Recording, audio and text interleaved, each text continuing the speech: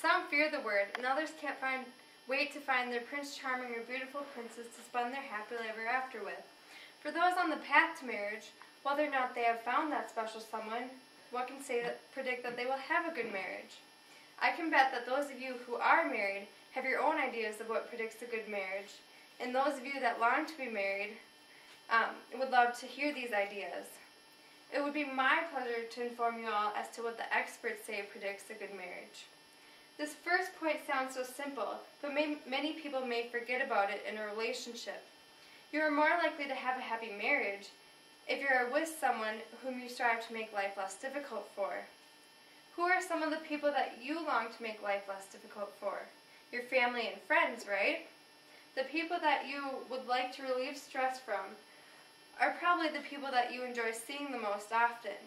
If you love doing the little things to make life easier for your prince or princess, this is a good sign that you will enjoy spending a lot of time with this person.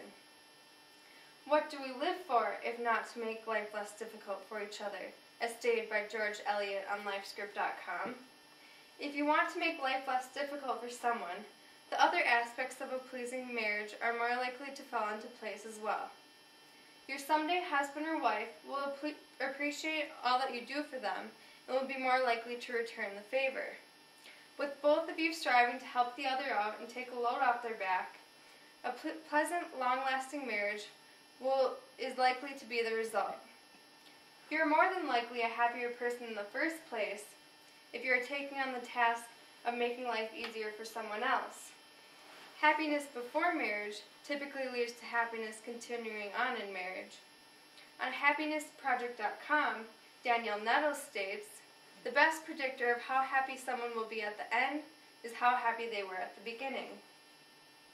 A certain level of happiness and helping someone out tend to go hand in hand. If you have one, you will likely have a bit of the other, and this will be such a wonderful gift to bring into a marriage. This next idea surprises me. Some experts don't even require you to be in a relationship to determine whether or not you will be happy in marriage. It's true. They believe that childhood photographs can predict this. DePauw University did a study that predicted adult marriage success by how intensely people smiled in their childhood photographs. The researchers studied 225 women and 124 men who graduated between 1948 and 2005 and were between the ages of 21 and 81. They looked at the yearbook photos of those involved in the study and rated the photos on a scale of 1 to 10 based on the stretch of two muscles, one that causes wrinkles around the eye and the other that pulls up the corners of our mouths. The reports, as stated on eatnotalone.com, showed that none of the people who hit the highest 10% of smile strength had had a broken marriage, but 25% of the people in the lowest 10% had been divorced. Another test was conducted by DePauw University on smiles. This test looked at people over the age of 65. They provided the researchers with photographs of each of themselves around the age of 10. Only 11% of those that had the biggest smiles had gone through a divorce, but about 35% of those who lacked smiles in their childhood photos had gone through at least one divorce. This study built on a different study by psychologists at the University of California, Berkeley, as stated on scientificamerican.com. The psychologists tracked the well-being and satisfaction of women from college through their early 50s and found that those who had the biggest smiles in their senior yearbook photos were most likely to be married by their late 20s, least likely to remain single into middle age, and happiest in their marriage.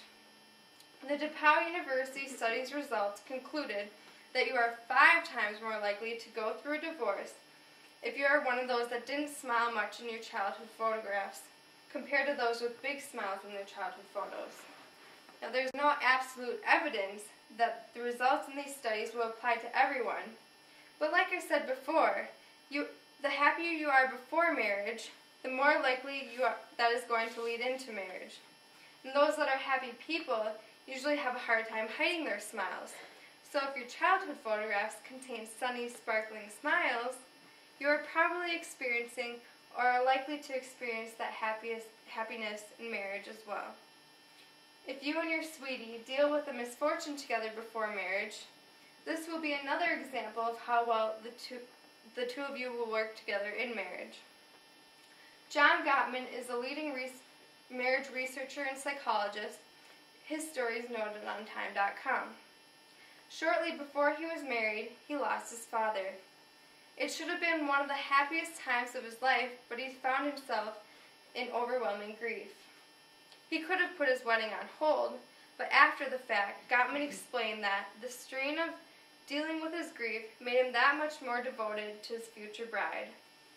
Not too many people would want to marry during hard times, such as the loss, but these trivial events often come unexpectedly. You can't prevent a natural disaster, and if one comes your way, you can't let it put life on hold for you as if you were locked in a dungeon.